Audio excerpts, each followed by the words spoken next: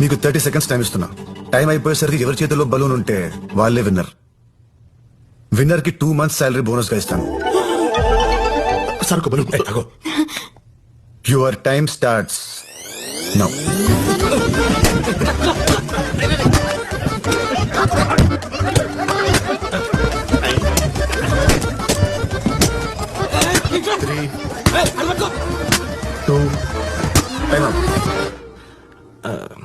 వాడు ఏం చేస్తున్నాడు అసలు?